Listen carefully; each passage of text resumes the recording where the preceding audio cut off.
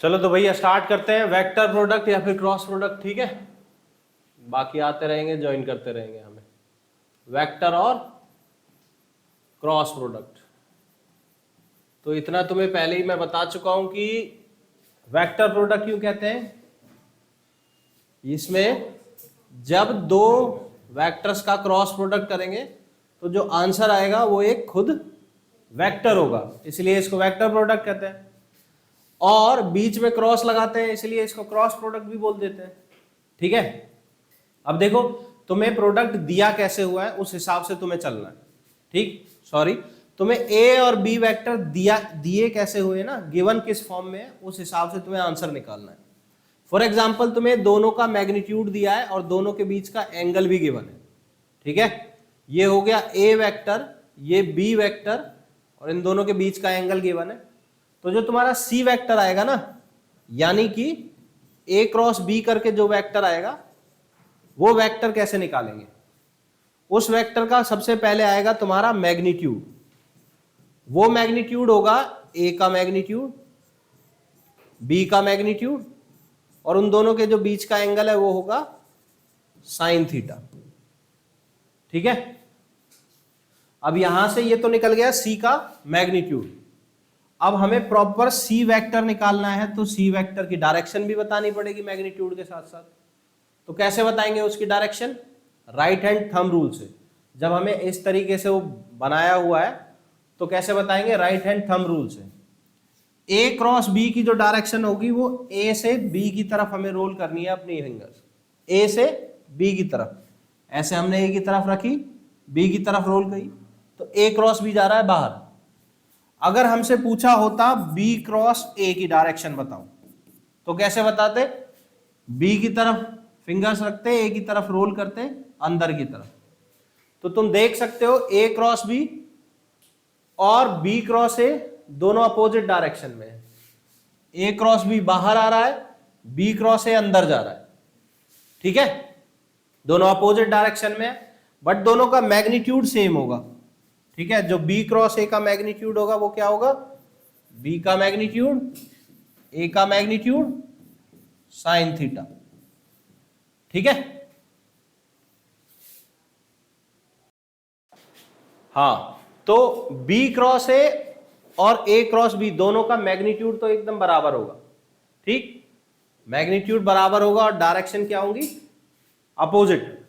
ए cross B तुम्हारा बाहर जा रहा है, बी क्रॉस ए अंदर जा रहा है, दोनों की डायरेक्शन अपोजिट है, मैग्नीट्यूड इक्वल है, तो ये किसकी डेफिनेशन होगी, नेगेटिव वेक्टर की।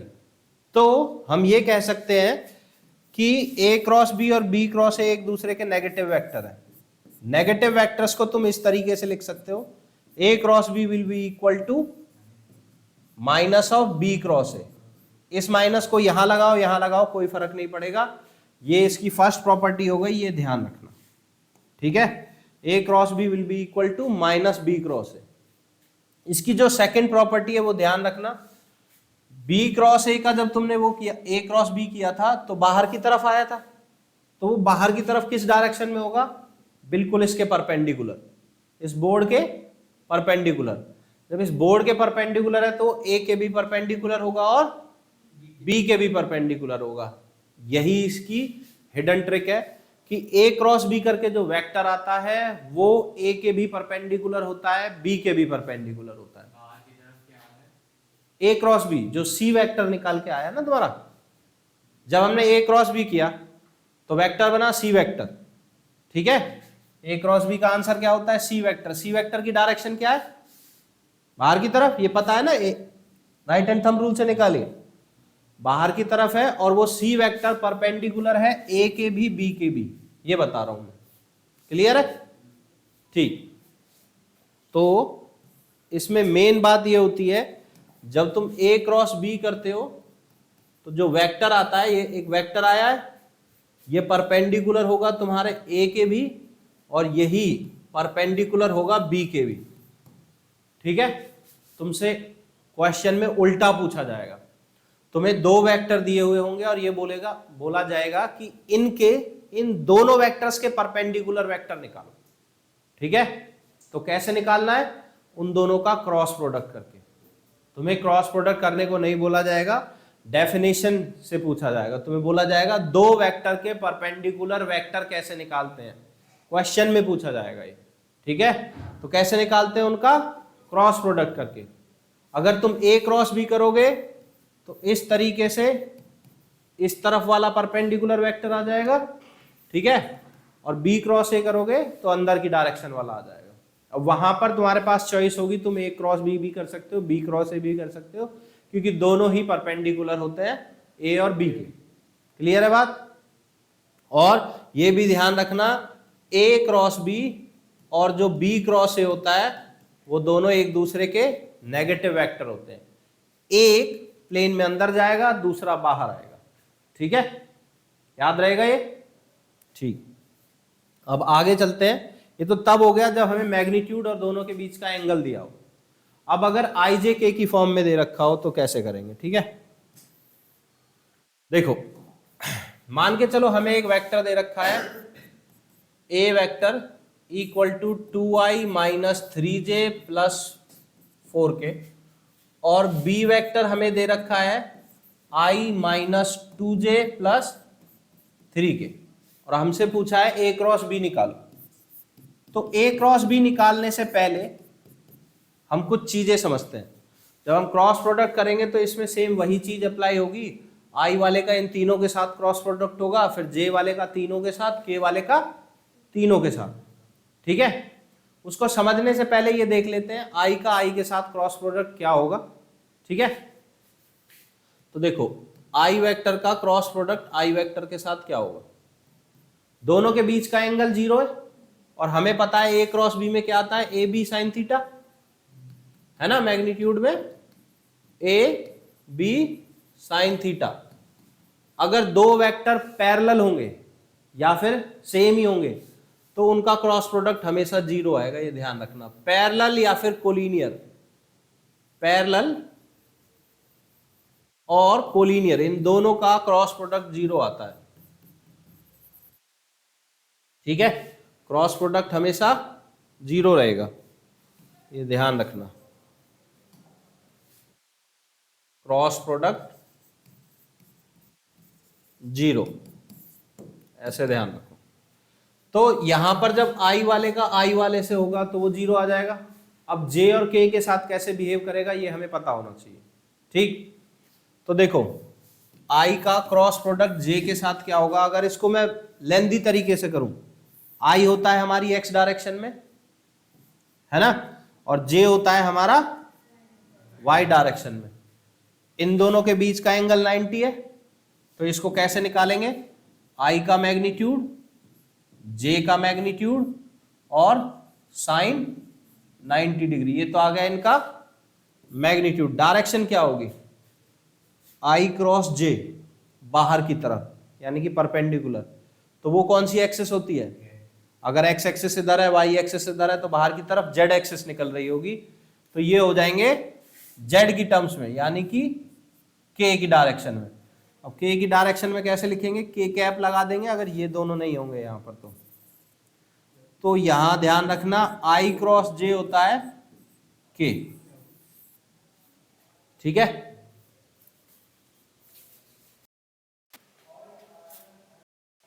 तो देखो हमने यहां देख लिया आई क्रॉस जे क्या होगा, के, और इसका उल्टा कर दूंगा, यानी कि जे क्रॉस आई तो वो हो गया माइनस के।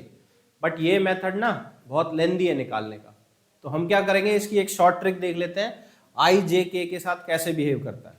ठीक है, वो शॉर्ट ट्रिक है ये, और उसके बाद ऊपर वाला सॉल्व करेंगे कि आई का क्रॉस प्रोडक्ट जे के साथ क्या होगा, आई का क्रॉस प्रोडक्ट के साथ क्या होगा, जे का क्रॉस प्रोडक्ट के साथ क्या होगा, जे का क्रॉस प्रोडक्ट आई के साथ क्या होगा, के का क्रॉस प्रोडक्ट आई के साथ क्या होगा, के का क्रॉस प्रोडक्ट जे के साथ क्या होगा।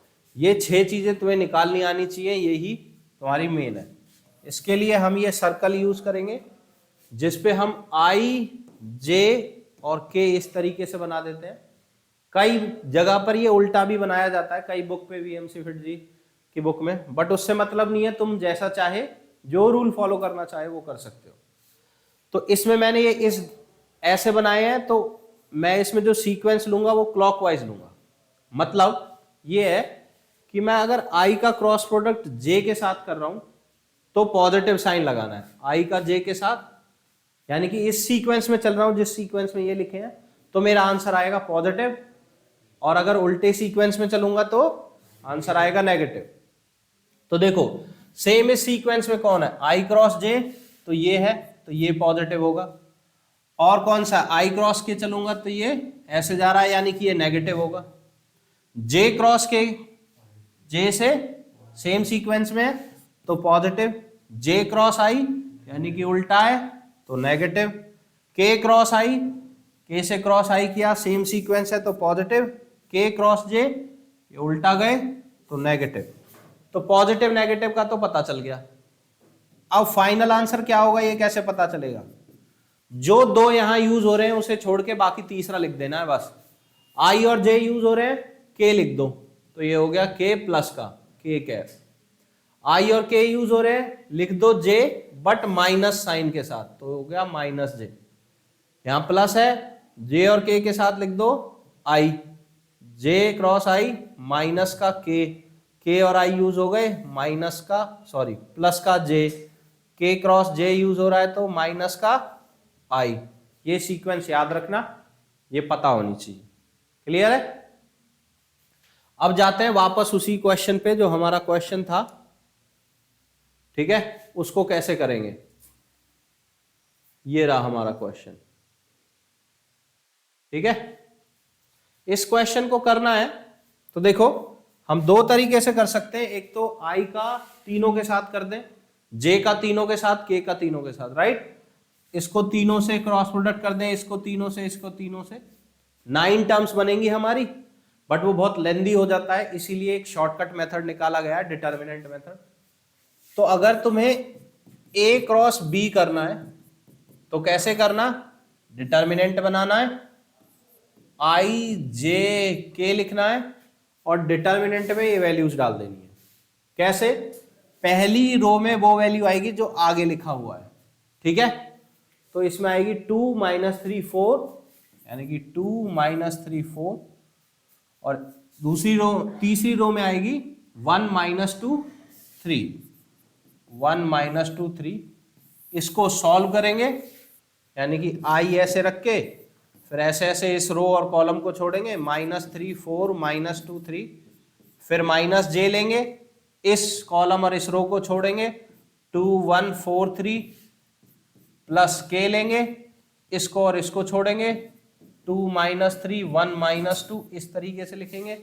फिर हमें पता है आई करने के लिए ये इससे मल्टीप्लाई होगा -9, ये इससे मल्टीप्लाई होगा -6, माइनस जे सेम यहां, प्लस के सेम यहां, और तुम्हारा एक वेक्टर निकल आएगा जो कि तुम्हारा होगा ए क्रॉस बी वेक्टर, ठीक है। अगर तुम बी क्रॉस ए निकालना था तो इसी को -1 से मल्टीप्लाई कर देना, ठीक है, तो निकल जाएगा, या फिर इन दोनों को एक्सचेंज कर लेना, यही डिटर्मिनेंट की प्रॉपर्टी भी होती है। अगर दो रो आपस में एक्सचेंज हो रही है तो एक माइनस का साइन बाहर आ जाता है। क्लियर बात है? ठीक है, तो ये हमने पढ़ लिया यहां तक कि क्रॉस प्रोडक्ट करते कैसे हैं। क्वेश्चन यही आएगा कि करते कब है, ठीक है, तो यानी कि उसकी एप्लीकेशन,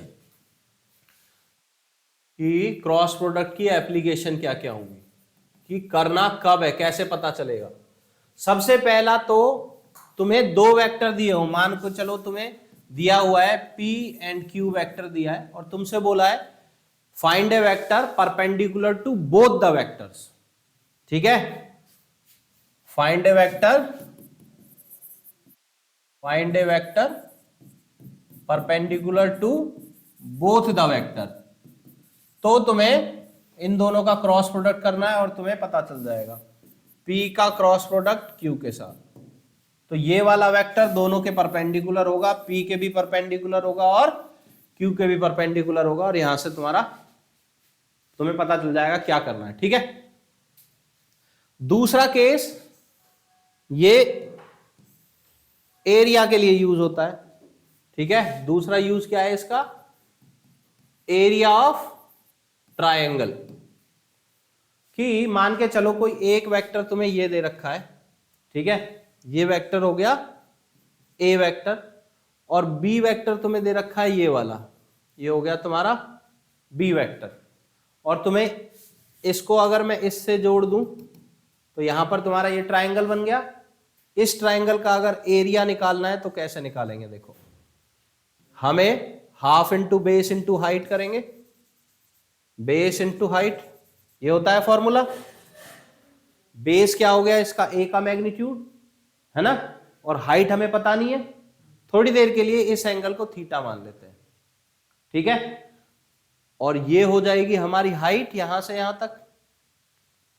अगर ये थीटा है ये बी है तो ये क्या होगा, बी साइन थीटा होगा कि नहीं, ठीक है, परपेंडिकुलर साइड। तो यहां पर वैल्यू डालते हैं, हाफ बेस है ए का मैग्नीट्यूड और हाइट है इसकी बी का मैग्नीट्यूड साइन थीटा, और हमें अच्छे से पता है ए का मैग्नीट्यूड बी का मैग्नीट्यूड साइन थीटा होता है ए क्रॉस बी का मैग्नीट्यूड। तो एरिया ऑफ ट्राइंगल का फॉर्मूला हमारे पास आ जाएगा, हाफ मॉड लगाना है ए क्रॉस बी, यानी कि ए का मैग्नीट्यूड बी का मैग्नीट्यूड साइन थीटा। तुम्हें थीटा गिवन नहीं होगा, क्रॉस प्रोडक्ट डिटर्मिनेंट मेथड से करना पड़ेगा, ये ध्यान रखना, ठीक है। यहां पर कई बच्चे क्वेश्चन पूछते हैं सर ए क्रॉस बी ही करना है या फिर बी क्रॉस ए भी कर सकते हैं, तो तुम वो भी कर सकते हो, वो भी इक्वली करेक्ट है, क्योंकि यहां पर मैग्नीट्यूड की बात हो रही है तो कोई फर्क नहीं पड़ता तुम किसको आगे ले रहे हो किसको पीछे, मैग्नीट्यूड दोनों का बराबर ही होता है। क्लियर है बात, ठीक है। अब इसमें इसकी जो तीसरी प्रॉपर्टी है ना वो सेम इसी से ही है, यहीं से देख लेते हैं, उसमें यूज होगा तुम्हारा एरिया ऑफ पैरेललोग्राम, ठीक है। तो ये इसी दोनों साइड से पैरेललोग्राम बना लेते हैं। अगर मैं इसको आगे बढ़ा दूं, जितनी ये लेंथ है इसको ऐसे कर दूं, एक पैरेललोग्राम बन गया, ये हो गया इसका डायगोनल। ये वाला ट्राइंगल और ये वाला ट्राइंगल पैरेललोग्राम में क्या होता है, कॉन्ग्रुएंट होता है, मतलब बिल्कुल बराबर होता है। तो इस पैरेललोग्राम का जो एरिया होगा वो इस ट्राइंगल के एरिया के डबल होगा। ट्राइंगल का एरिया कैसे निकालना है हमने देख लिया, तो पैरेललोग्राम का एरिया निकालने को पूछा जाएगा तो बस इसका डबल कर देना है, ठीक है। तो नेक्स्ट एप्लीकेशन है इसकी एरिया ऑफ पैरेललोग्राम, ठीक है, एरिया ऑफ पैरेललोग्राम। अगर ये ए वेक्टर है ये बी वेक्टर है तो एरिया ऑफ पैरेललोग्राम क्या आएगा, ए का क्रॉस प्रोडक्ट बी के साथ और उसका मैग्नीट्यूड, ठीक है। बस इसमें एक और चीज है जो कि सीबीएसई में नहीं दी हुई है बट पूछी जा सकती है, ठीक है। देखो वो ये है कि मान के चलो तुम्हें ये दे रखा है और ये दे रखा है, ये दोनों क्या है, डायगोनल्स हैं, D1 और D2। अगर तुम्हें दोनों डायगोनल दे रखे हैं तो इसका एरिया ऐसे भी निकाल सकते हो, हाफ डायगोनल 1 का क्रॉस प्रोडक्ट डायगोनल 2 के साथ, तो भी तुम्हारा किसका एरिया निकल जाएगा, एरिया ऑफ पैरेललोग्राम। बट ध्यान रखना जब डायगोनल यूज करोगे तो हाफ लेना है, ठीक है। और ये फॉर्मूला अगर जेई की प्रिपरेशन कर रहे हो तो ये ध्यान रखना, ये फॉर्मूला सिर्फ पैरेललोग्राम में नहीं है, किसी भी क्वाड्रिलेटरल के लिए वैलिड है, ठीक है। किसी भी क्वाड्रिलेटरल में तुम उसके दो डायगोनल्स का क्रॉस प्रोडक्ट कर दोगे तो क्या आ जाएगा, उस क्वाड्रिलेटरल का एरिया आ जाएगा। कहने का मतलब ये है कि मान के चलो कोई अजीब सा क्वाड्रिलेटरल है ये, ठीक है, अजीब सा मतलब कि कोई प्रॉपर्टीज नहीं है, पैरेललोग्राम ट्रेपीजियम स्क्वायर कुछ नहीं है, इसका तुमने ये वाला डायगोनल निकाल लिया, इस डायगोनल का नाम दे देते हैं D1 और ये वाला डायगोनल हो गया D2 और इसका एरिया तुम्हें निकालना है तो वो क्या हो जाएगा, D1 का क्रॉस प्रोडक्ट D2 के साथ और जो भी आंसर आएगा उसका हाफ कर देना तो आ जाएगा तुम्हारा area of quadrilateral, area of any quadrilateral, ठीक है, क्वाड्रिलेटरल। तो यहां पर हमारी सारी थ्योरी कंप्लीट होती है। इसके क्वेश्चंस कर लेना, फिर आगे बढ़ेंगे। ठीक है, चलो।